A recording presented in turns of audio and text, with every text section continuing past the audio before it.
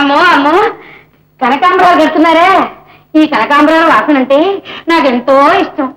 మా ఆయన ఉన్న 3 రోజులు 30 పెట్టుకునేదాన్ని.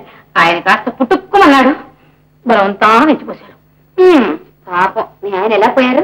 అబ్బాయి నేనేం చేయలే, వాళ్ళంతా వాడే వచ్చాడు. నేనే అదృష్టవంతురాలనైతే మీ ఆయనే చేసుకునేదాన్ని. వీళ్ళ అమ్మ కడుపులు ఎడుతూనే కాలిపోను. వీళ్ళకేం పోయే కాలం వచ్చిందో ఏమో. నా మీద ఎన్నో అభాండాలు చెప్పుకున్నారు, నమ్మాడు. ప్రధానం కూడా పెట్టుకున్నారు. ముహూర్తం దగ్గరకు వచ్చింది, వద్దుకోమన్నాడు. అలాగా? అది సరిగని పిల్ల. మీ అమ్మ నాన్న బాగుంటారా? బాగా అంటే అదేనే బాగా ఇదిగా ఉంటారా? అదా, చాలా ఇదిగా ఉంటారు. ఒక్కరినొకరు చూసుకోకుండా ఒక క్షణం ఉండలేరు. నా కర్మిలా కాలకపోతే మీ అమ్మ నవసిన స్థానంలో నేను నవసిందాన్ని.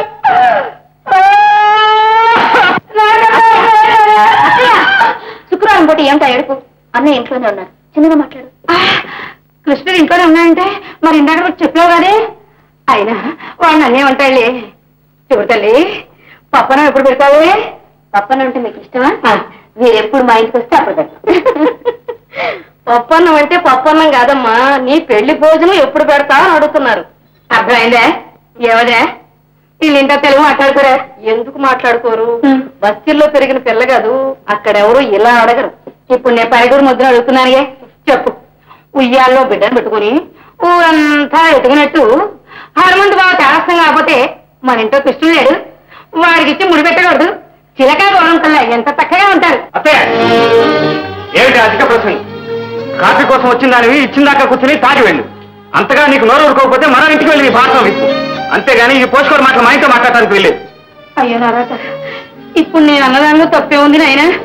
మీకు వరుస గెలిచింది కాబట్టి అలా అన్నాను. సర్లే ఊరుకోవద్దు, చాలా ఊరుకోవమ్మా.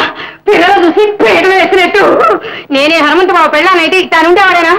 నా కర్మం కాదు. తిరణాల్లో కుక్కర మీ కొంప తిరుగుతున్నాను కాబట్టిగా మీ ఇష్టం వచ్చేటప్పుడు అంటున్నారు. అయినా ఎవరు చేసుకుంటే నాకే వరికింది. నా పిల్ల పెద్ద జిల్లాలో కలిసిన తర్వాత వస్తా. కర్మ. నువ్వు నన్ను అవాయిడ్ చేస్తే నా జీవితం బాగుంటుందని అనుకోకు. నాకంతా తెలుసు. నీకు నువ్వే గిరిగేసుకుంటున్నావు. ద్రోహం అంటే నీకు పడదు.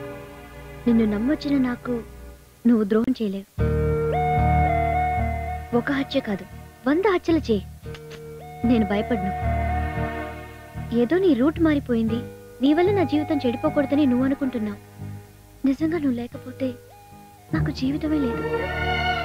నమ్మిన